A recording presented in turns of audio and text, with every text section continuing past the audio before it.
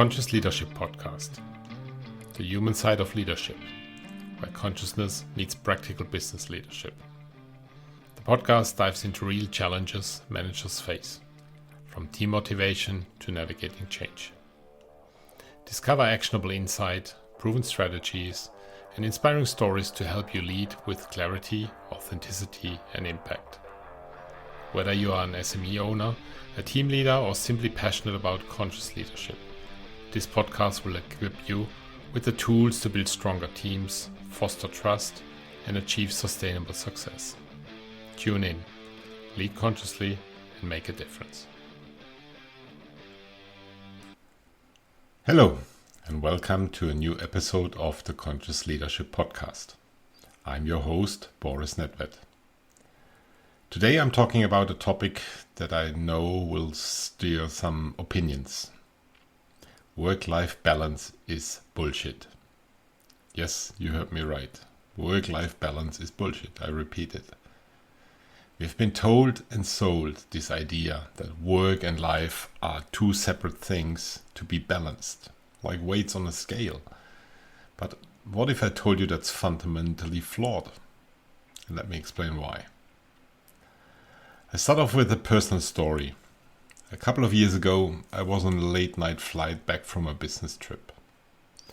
The trip was not my personal choice, but a necessity for a high-stake issue.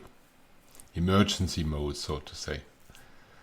I had spent a full week with 3 to max 4 hours of sleep per night, and early morning calls, the rest of the day meeting times, meeting after meeting, and as of 6 p.m. the actual analysis work started until early mornings the next day.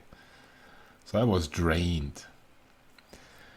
And sitting in that airplane seat, I felt really empty.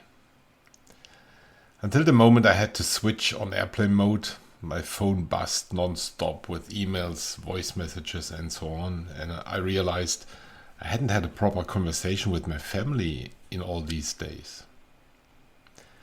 Do you know the question, do you work to live or do you live to work?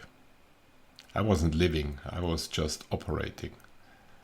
That was the moment I knew something had to change. Don't get me wrong, I kind of liked my work. Yeah, I liked my work. However, I found myself working late almost every night, and that for a couple of years. Telling myself all the time that I'd find time to relax once this project was done, and it was over. But every time one project or activity wrapped up, another took its place. I was constantly trying to balance work and life, but I felt like a juggling act where I kept dropping the ball. One ball always dropped down. That's when I realized the problem wasn't about finding balance. It was about how I viewed life and work as separate things. We've been conditioned to believe that our personal lives and professional lives are separate entities, each demanding equal attention and management. It's as if we are expected to split ourselves into two different people, the professional self and the personal self. But here's the truth. There is only one life. There is only one person. There is only one moment. You don't have a work self and a personal self. You just have yourself. And trying to split that into balanced halves is not only exhausting, but from my perspective also impossible. Think about it. Do you have split personalities? Of course not. You bring your whole self into every situation, whether at work or at home, whether with friends, at the sporting pit or wherever. Your thoughts, feelings and energy levels, they don't change just because you switch environments. Work affects your personal life and vice versa, because they are intertwined. The real issue here isn't about balancing two separate lives. It's about the disconnection we experience when we try to fit ourselves into predefined roles that don't align with who we are. The constant push to keep personal and professional life separate is like trying to divide the ocean with a line. It doesn't work. So why do we keep trying?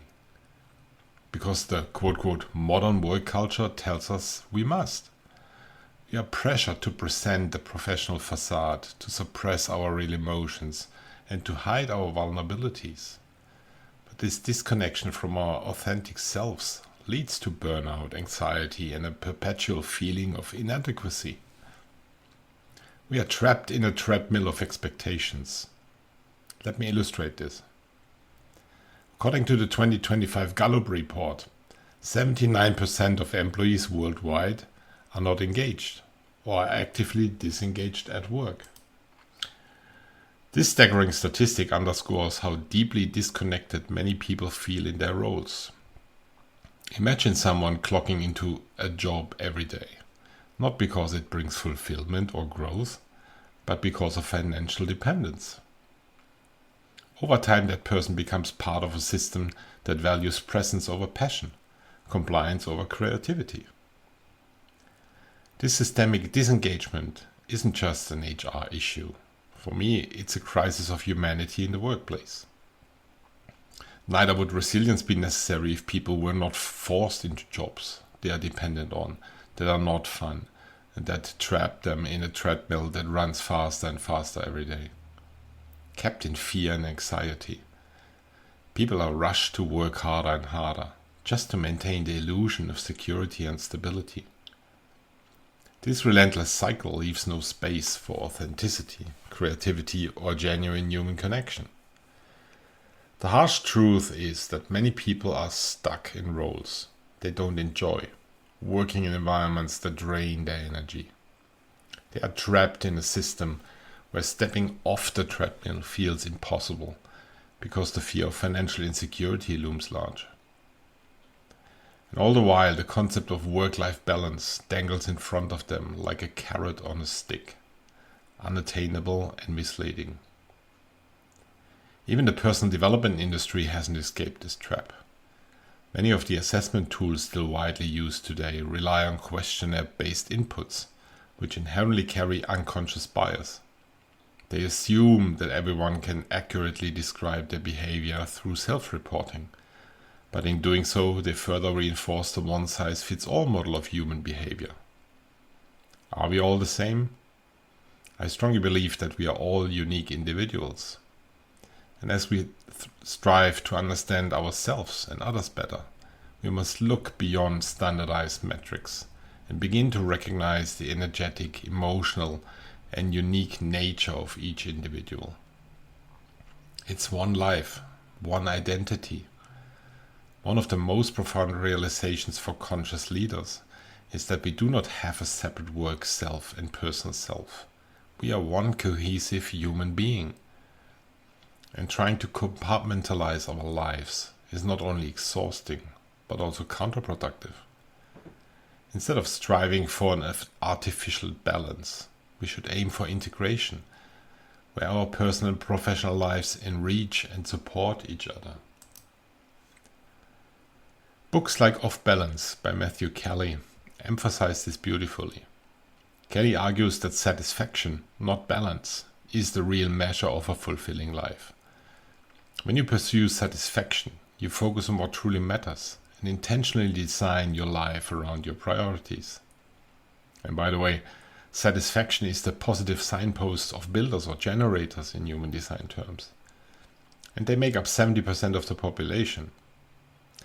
And what was the number again of the not engaged, not satisfied employees in the 2025 Gallup report? Is this a coincidence? I leave it up to you. Similarly, the work-life balance myth by David McNeff introduced the concept of the 7 slices of life, encouraging leaders to engage with all aspects of life, like family, career, health, spirituality, and so on, instead of trying to segment and balance them unnaturally. So what's the alternative? I think it's time to stop compartmentalizing our lives and start embracing the truth. We have one life, and it should be lived as a whole. Rather than striving for balance, we should focus on integration. This means creating a life where work supports our personal growth and our personal experiences enhance our professional contributions. What's often missing from all these discussions and all these books, from my perspective, is the energetic level, is the energetic perspective. The one described in human design and echoed in modern quantum physics research.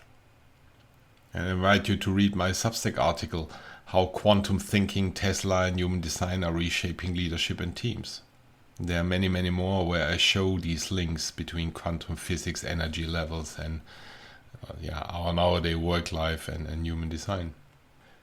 In human design, the signposts of alignment are satisfaction, success, peace, and surprise, depending on the individual's type.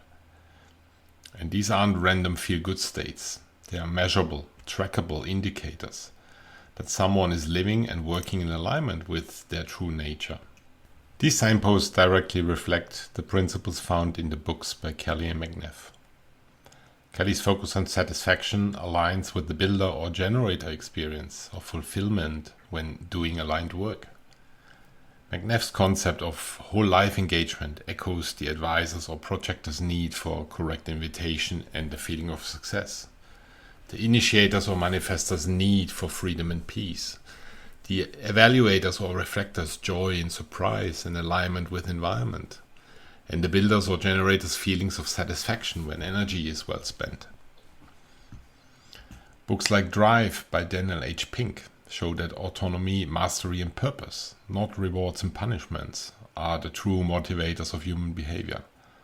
Similarly, The Power of Full Engagement by Jim Loehr and Tony Schwartz proves that energy management, not time management, is the key to peak performance and fulfillment. When people work in ways aligned with their nature, aligned with their true self, when their energy is respected, and their autonomy is honored, they feel satisfied, successful and peaceful. And isn't that what we are all looking for? When you work in alignment with your energy, your body responds. You feel peace rather than resistance, satisfaction instead of frustration, success instead of pressure, and joy instead of dread. And these are no abstract ideas. This is your body. Your body's response, your body's way of signaling that you are on the right path. So here are my questions to you as conscious leaders. Are you willing to challenge the status quo and rethink how you lead? If so, ask yourself, what outdated assumptions are you still operating under?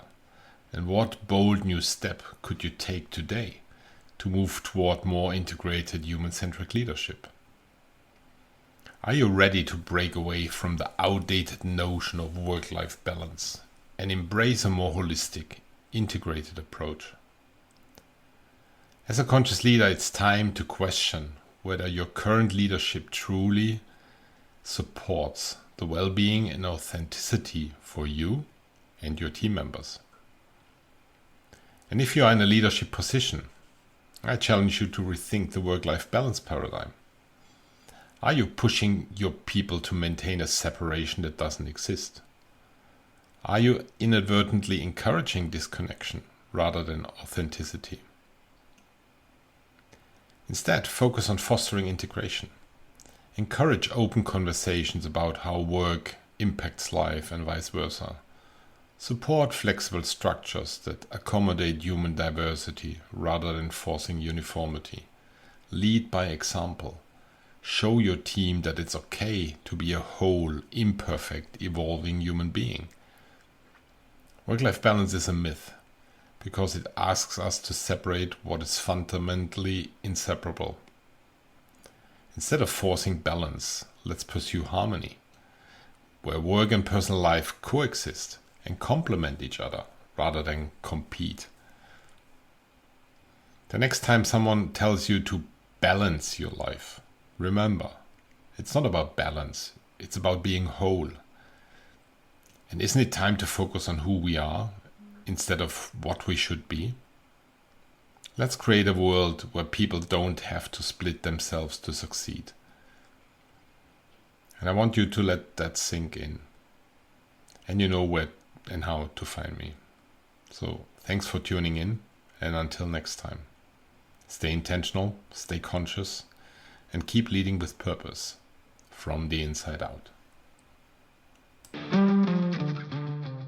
Thank you for listening to the Conscious Leadership Podcast. Look forward to the next episode to come, and stay intentional, stay conscious, and keep leading with purpose. Until the next time, bye.